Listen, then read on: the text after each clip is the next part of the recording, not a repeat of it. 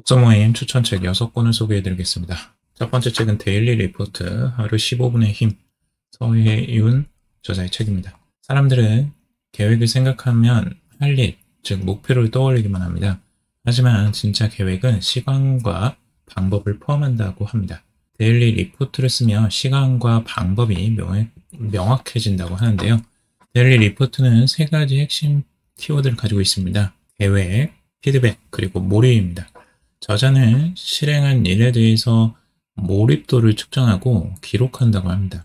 다른 플래너 사용법에서는 없는 독특한 방법이었습니다. 활동에 대한 몰입도를 높이는데 도움이 될 것으로 생각됩니다. 두 번째 책은 몽실 언니 권정생 저자의 책입니다.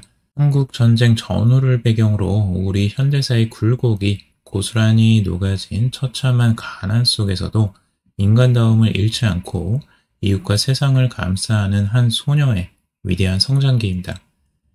일제강점기가 끝나고 일본에서 돌아온 몽실의 아버지는 멀리 돈을 벌러 떠납니다.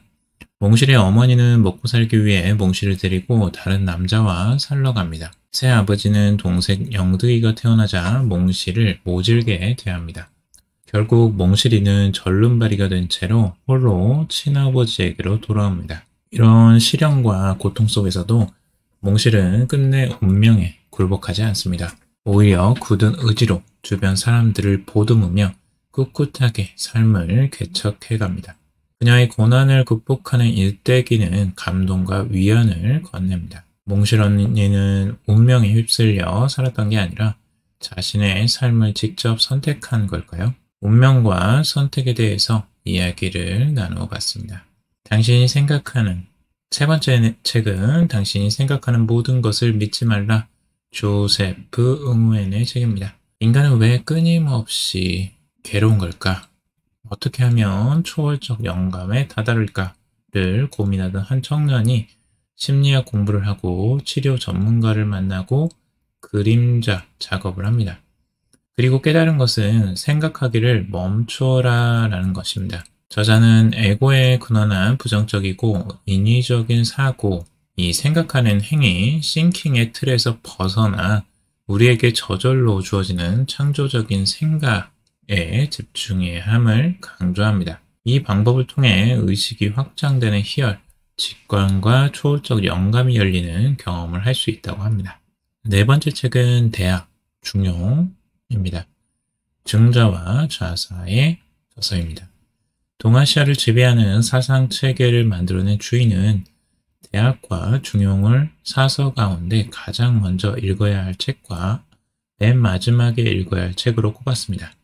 이에 따라 대학은 큰 공부의 방향을 정하고 천하를 다스리는 지침을 담은 책이고 중용은 수양을 통해 균형 잡힌 마음으로 도에 이르는 방법을 담은 책으로 자리 잡으며 동양적 사유의 근간을 이루었습니다. 누구나 사서삼경이라는 말을 들어봤을 정도로 사서, 논어, 맹자, 대학, 중용과 삼경, 시경, 서경, 역경은 유가 사상의 근본을 이루는 고전입니다. 대학은 경물, 치지, 성의, 정심, 수신, 재가, 치국, 평천하 등 8조목을 구체적 방법으로 이야기하며 덕치를 바탕에 둔 이상적 공동체에 이르는 법을 펼쳐 보입니다. 사물의 이치를 구명한 뒤에 알매 이르고 알미 이르고 난 뒤에 뜻이 정성스러워지고 뜻이 정성스러워진 뒤에 마음이 바르게 되고 마음이 바르게 되고 난 뒤에 몸이 닦아지고 몸이 닦아지고 난 뒤에 집안이 다스려지고 집안이 다스려지고 난 뒤에 나라가 다스려지고 나라가 다스려지고 난 뒤에 천하가 평정된다는 뜻입니다. 중용은 유가의 윤리 철학을 관통하는 책입니다. 어느 한쪽에 치우치지 않는 마음을 유지하며 늘 중도를 잃지 말 것을 당부합니다. 중이라는 것은 치우치지 않고 의지하지 않고 지나치거나 미치지 않는 것이 없음을 이릅니다. 용이라는 것은 공평하고 떳떳함을 의미합니다. 옛 선조의 지혜를 다시 한번 되새기게 되었습니다. 삶을 살면서 다양한 경험을 겪다 보니 이런 지혜가 마음에 와닿습니다. 다섯 번째 책은 운명이 건네는 호의, 페이버입니다. 이서윤, 홍주연 저자의 책입니다. 흔히들 불안이란 우리에게 아무 도움이 되지 않는다고 생각합니다. 저자는 부정적인 감정을 활용해 운의 흐름을 타고 나아갈 수 있는 방법이 있다고 합니다.